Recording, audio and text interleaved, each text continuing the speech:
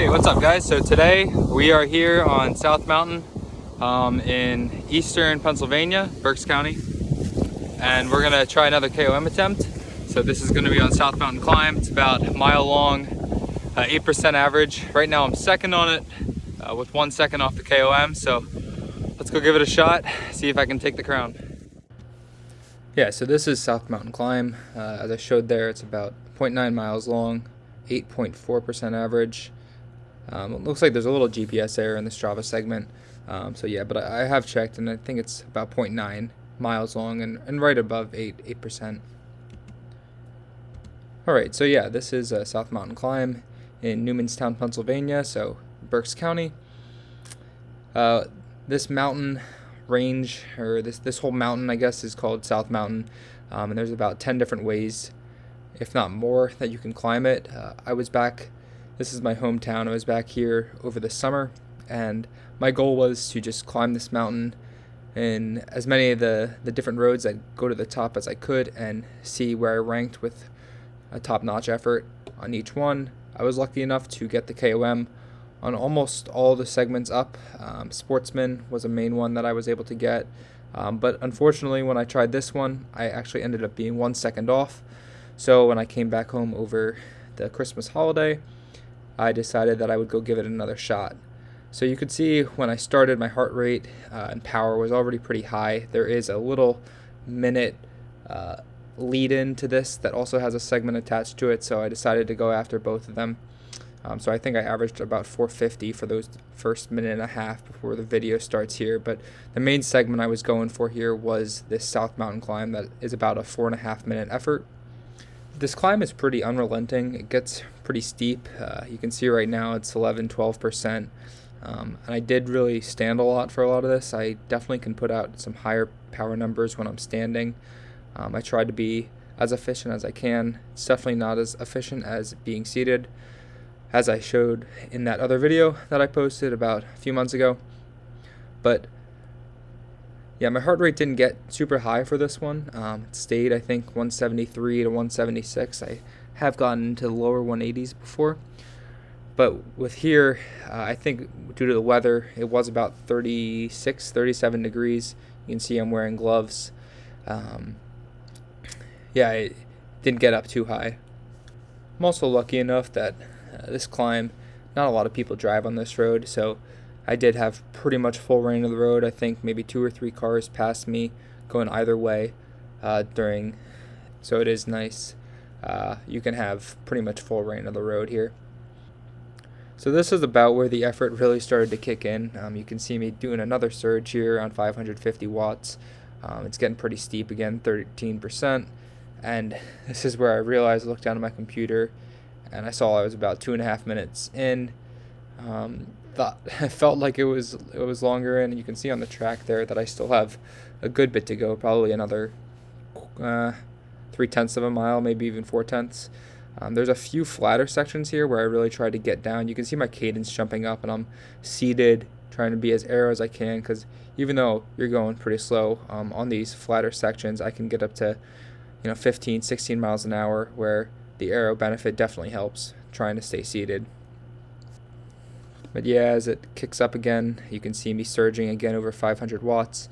When I did this in the effort over the summer, I ended up averaging 499 watts for this, for the 4.5 minutes, or I believe I was 440 was my time on the segment.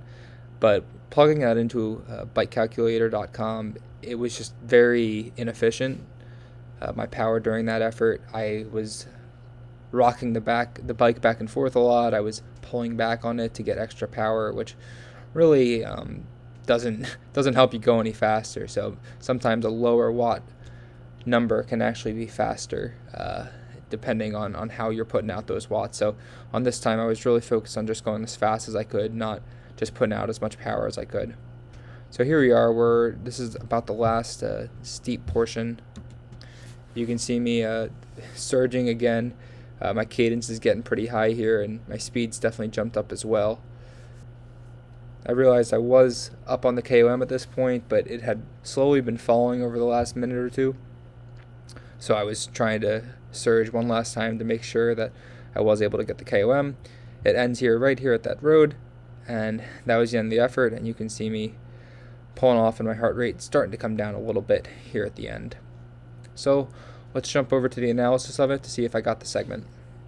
So here we are on Strava. We're going to take a look at the post-ride analysis. I do like to do a quick clip as soon as I'm finished, usually with my phone, just to see how I felt in the real moment. But I descended back down the mountain, went to go grab my jacket and my saddlebag that I had taken off, as well as my bottle right before doing the effort, which I had left for about 10 minutes.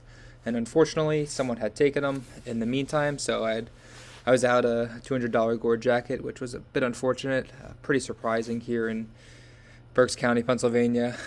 Not something that I definitely saw coming, especially as I had stashed it in a tree, but just let that serve as a reminder to everybody. If you're going to put something and hide it while you're going to go for an effort or do a climb, definitely hide it well. I thought I did, but apparently not well enough, as my stuff was taken. So that was a nice little $300 loss there when I was doing the effort. But luckily enough, I did get the KOM. So you can say it was a pretty pricey KOM to get, but you can see on the right there that I did get the KOM with a time of 4:22. As we scroll down here, you can see my power was exactly 500 watts for it. Heart rate of 174 average, and that gave me a VAM of 1665. I got the KOM pretty cleanly there. You can see it's about 17 seconds. My previous best time, if we'll take a look here, was 4:40. That was from when I was back here in the summer, and you can see it was 1 watt less, but a good deal slower. So I definitely think I was more efficient this time.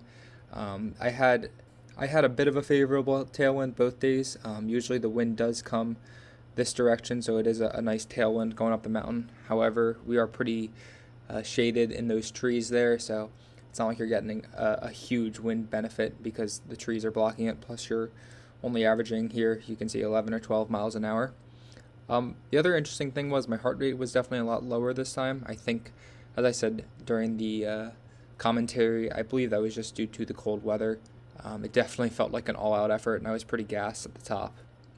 Take a little bit more analysis here, taking a look at the climb. You can see I definitely started out pretty high with my watts. The first maybe 40 seconds or so, I was trying to average over 550 and make sure that speed was up over the first hump. And then take a little bit of recovery there. 430 watts is recovery, and the next 2 minutes or so, I was really grinding, probably around 510 watts. 514 there for that 2-minute period before having a bit of a break when I was seated on the flatter section, and then kicking again to finish it out. You can see the temperature there was about 37 degrees. So definitely pretty chilly. Was wearing a few layers, so definitely could shed a few pounds just by ditching some more clothing, but I definitely needed it for the day. So that's going to sum up this video. If you enjoyed it, please make sure to leave a like down below and subscribe for more content coming out soon like this. Hopefully I'll be going after a few more KOMs in my area here in Pennsylvania over the next week or two before heading back to Colorado. So thank you for joining in, and we'll see you next time.